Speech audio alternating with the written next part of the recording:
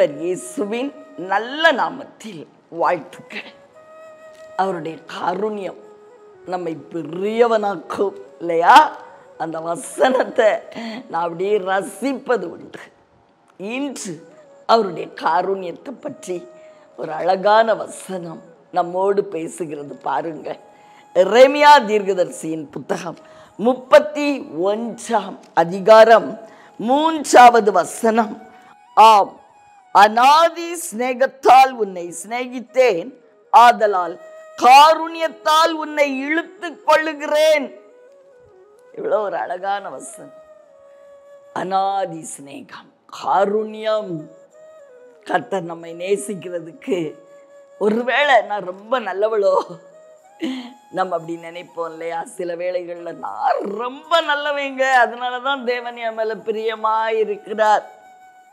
ஆனா வசனம் சொல்லுகிறது, நம்முடைய சுய நீதியெல்லாம் அது குப்பை என்று வேத வசனம் சொல்லுகிறது. அவர் நம்மை எப்படி நேசித்தாராம்? காருண்யம், அவருடைய அநாதி சிநேகம், அவருடைய காருண்யம்.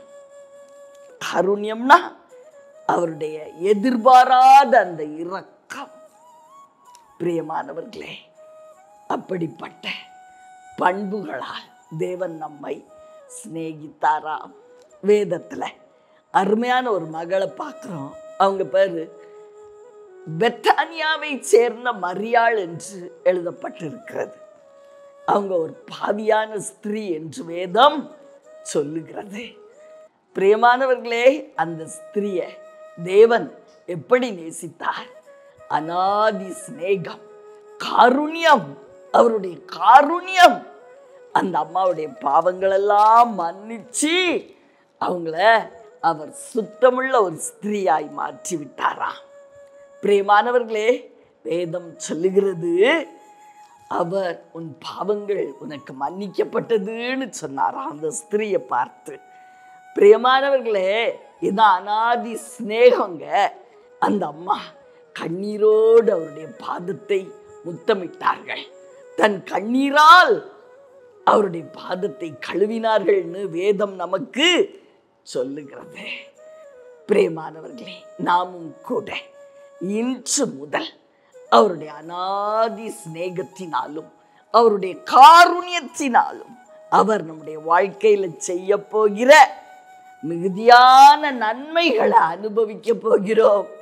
அது நிமித்தம் நம்முடைய கண்ணீர், அன்பி நிமித்தம் அவருடைய அன்பை நினைச்சு நினைச்சு நம்முடைய கண்ணீர் வடிந்து கொண்டே இருக்குமா? அப்படிப்பட்ட காரியங்களை அவர் செய்வேன் என்று சொல்லுகிறார். ஏன்னா அந்த வசனம் தெளிவாய் சொல்லுகிறது, அநாதி சிநேகத்தால் உன்னை சிநேகித்தேன், ஆதலால் காருண்யத்தால் உன்னை இழுத்துக் கொள்ளுகிறேன். அவருடைய காருண்யத்தின் நிமித்தம், அவருடைய அன்பு செயல்கள், அவருடைய அன்பினால், மிகுதியான அன்பினால் அவர் செய்ய இருக்கிற காரியங்கள் எல்லாம் பார்த்து பார்த்து நாம் சந்தோஷப்படுகிற நாட்கள் வந்துவிட்டது. நம்புவோமா? நம்புவோம். பிரியமானவர்களே, வார்த்தை தான், சத்தியம்தான் வாழ்க்கை. ஆதலால் உங்களுக்காக ஜெபிக்கட்டுமா? அன்பின் பரலோக தகப்பனே, அருமையான எங்கள் நல்ல இரட்சகரே நாதா, ஆவியான அன்பு தெய்வமே, அநாதி சிநேகத்தால் காருண்யத்தால் எங்களை இழுத்துக்கொண்ட தெய்வம், எங்களை ஆசீர்வதிக்கிற தெய்வம், உங்க பக்கமா வச்சு அணைத்துக் கொள்ளுகிற தெய்வம். அப்பா, உங்க அநாதி சிநேகத்தையும் காருண்யத்தையும் நினைச்சு நினைச்சு நாங்க சந்தோஷப்பட போகிற நாட்கள் எங்களுக்கு முன்பதாய் வைக்கப்பட்டு இருக்கிறபடியால் நன்றி இயேசு சுவாமி, நன்றி. இன்னைக்கு காலையிலே நீங்க கொடுத்த இந்த ஆறுதலான வசனத்திற்காய் உமக்கு நாங்கள் நன்றி செலுத்துகிறோம். இயேசு கிறிஸ்துவின் ஈடு இணையற்ற நாமத்தில் பிதாவே, ஆமென்.